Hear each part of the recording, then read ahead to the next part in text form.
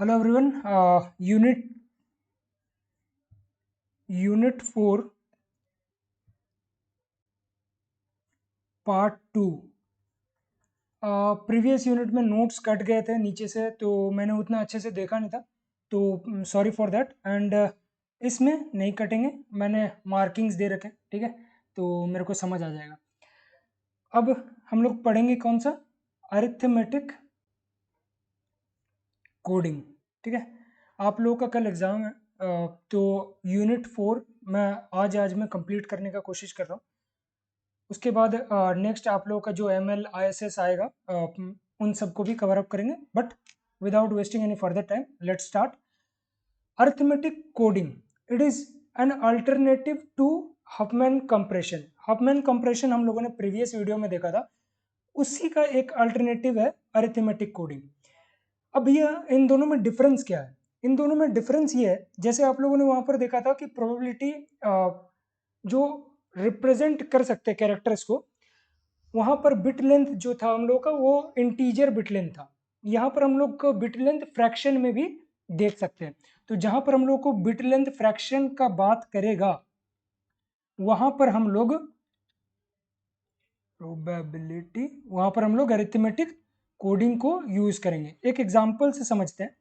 मान लीजिए आपको एक वर्ड दिया हुआ है कैब। क्या वर्ड दिया हुआ है? कैब, ठीक है। ABC अरेंज करके लिख लेते हैं, वो ज़्यादा सेंस बनाता है, ठीक है। उसका प्रोबेबिलिटी दिया हुआ है 0.3, 0.6, 0.3, 0.1। अब हम लोग पहला स्टेप क्या रहेगा? पहला स्टेप, ठीक है, पहला स्टेप आपका रहेगा कि डिवाइड द रेंज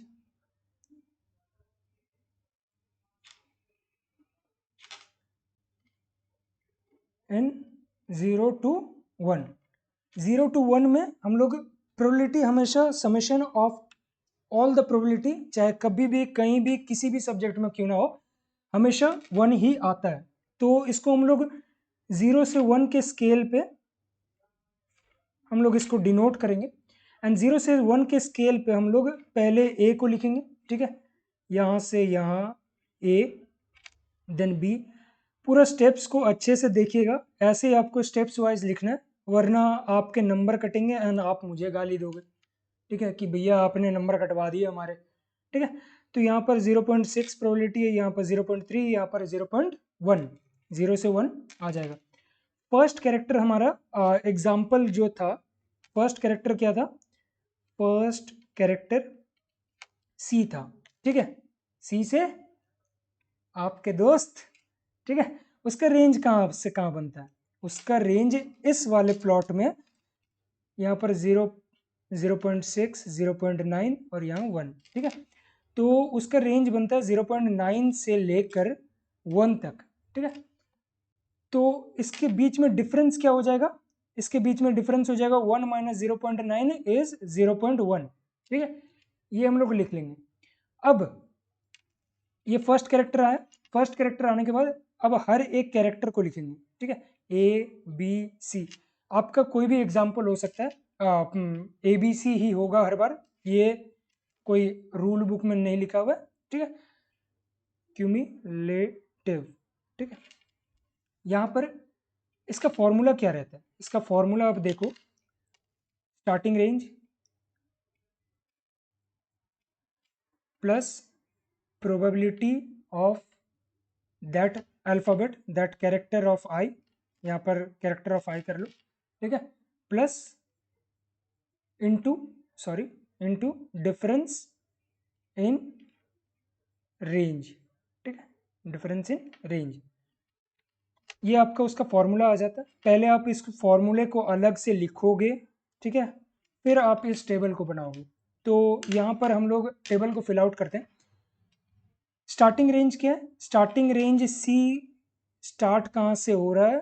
जो हमारा फर्स्ट कैरेक्टर है वो स्टार्ट 0.9 से हो रहा है, तो 0.9 लिखेंगे, प्लस यहाँ पर क्या है? प्रोबेबिलिटी ऑफ कैरेक्टर A का प्रोबेबिलिटी हमारा क्या था? 0.6, 0.6 into difference in the range, ये वाला यूज करेंगे 0.1, यहाँ बन जाएगा 0.96। सिमिलरली अब इस वैल्यू को यहाँ पर लाएंगे 0.96 प्लस अब रेंज हमारा स्टार्ट कहाँ से हो रहा है 0.96।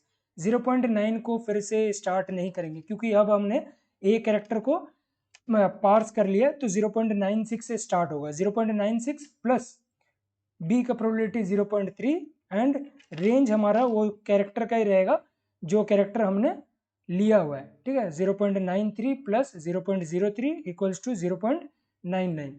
नेक्स्ट 0.99 आएगा प्लस 0.1 इंटू 0.1, ये आपका बन जाएगा 0.9 इंटू 0.01 इक्वल्स टू 1.0। ये आपका जैसे टेबल बन गया। सिमिलरली आपका रिजल्टेंट क्या बनेगा? रिजल्टेंट ये जो आपका हम लोगों ने प्लॉट किया था 0 से 1 के बीच में, अब रिजल्टेंट क्या बन जाएगा? अभी अपना 0 से स्टार्ट नहीं हो रहा है, अभी अपना कहाँ से स्टार्ट हो रहा है? 0.9 से। 0.9 से ए कहाँ तक गया? 0.96 तक, ठीक है। यहाँ पर ए लिखेंगे हम लोग, ठीक है। और इनके बीच का डिफरेंस क्या रहेगा? 0.06। इसको भी आपको जैसे हम लोगों ने पिछले टेबल में किया था, ये वाला जैसे हम लोग ने प्लॉट किया था वैसे ही हम लोग इसी को भी प्लॉट करेंगे। देन यहाँ से आपका बी स्टार्ट होता है, बी आपका कहाँ पर खत्म होता है? 0.99, ठीक है। 0.99 में खत्म होता है। 0.99 ये डिफरेंस क्या आ जाएगा? 0.03, ठीक है। नेक्स्ट सी आपका कहाँ पर खत्म होता है? सी आपका कहाँ पर खत्म होता है? 1 पर खत्म होता है, 1.0। इनका डिफरेंस क्या आ जाएगा? 0.01, ठीक है। अब हम लोग सिमिलरली ए को लेंगे फिर बी को लेंगे। यहाँ पर जो कैब हम लोग का था, ठीक है, वैसे ही हम लोग करते रहेंगे। सिमिलरली ऐसे ही टेबल बनाएंगे। ये आप लोगों को मैं होमवर्क दे रहा हूँ, आप लोग खुद से करें एंड नोट्स की चिंता मत करें, नोट्स मैं डाल दूंगा डिस्क्रिप्शन में और पिन कमेंट में भी आपको मिल जाएगा। तो आप लोगों को नेक्स्ट कैरेक्टर क्या बनेगा? नेक्स्ट कैरेक्टर ए बनेगा, ठीक है। मैं आपको थोड़ा डिक्टेट कर देता हूँ तो उससे ताकि आपको थोड़ा सा आसानी हो जाएगा। चलो मैं थोड़ा सा लिख देता हूँ नेक्स्ट कैरेक्टर। अगर आप ये खुद से करोगे तो ज़्यादा आपको बेनिफिशियल होगा। 0.96, 0.9 से 0.96, सिमिलरली इसका डिफरेंस आ जाएगा 0.02। तो यहाँ पर हम लोग स्टार्टिंग रेंज कहाँ से स्टार्ट करेंगे? स्टार्टिंग रेंज 0.9 से है प्लस 0.06 प्रोबेबिलिटी ऑफ ए, यहाँ से देखेंगे 0.6 into 0.06, that is difference in the range. ये हर एक कैरेक्टर में होगा। सिमिलरली ए बी सी ऐसे करते करते आप ए का भी नेक्स्ट कैरेक्टर इज आपका बी, सॉरी ए, फिर आपका नेक्स्ट कैरेक्टर आएगा, नेक्स्ट कैरेक्टर आएगा बी। उसी का आप लोग वैसे करके आप लोग सिमिलर टेबल बनाओगे एंड दैट्स इट। इतना ही आप लोगों को करना। अगर आपका ये 10 नंबर के क्वेश्चन में आता है तो इजी पीजी क्वेश्चन है, आप लोग इसको सॉल्व कर सकते हो एंड आसान है। आप लोग बस स्टेप्स को ढंग से समझ लेते हो तो आपको कोई दिक्कत नहीं आएगी। अब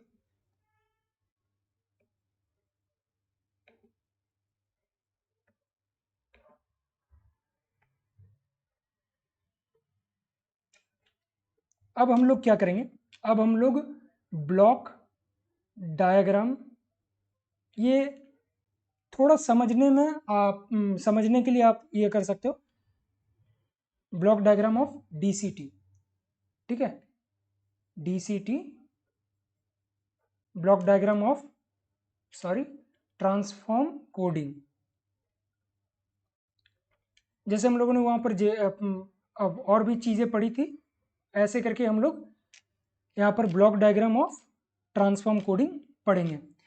इनपुट इमेज देंगे पहले, इनपुट इमेज देंगे, m×n का वो रहेगा, मैट्रिक्स रहता है, उसको आप कंस्ट्रक्ट करोगे n×n सब इमेजेस में, इसको तोड़ोगे, ठीक है, सेगमेंट करोगे, इसको डिवाइड करोगे, कंस्ट्रक्ट m×n सब इमेज, ठीक है। उसके बाद फॉरवर्ड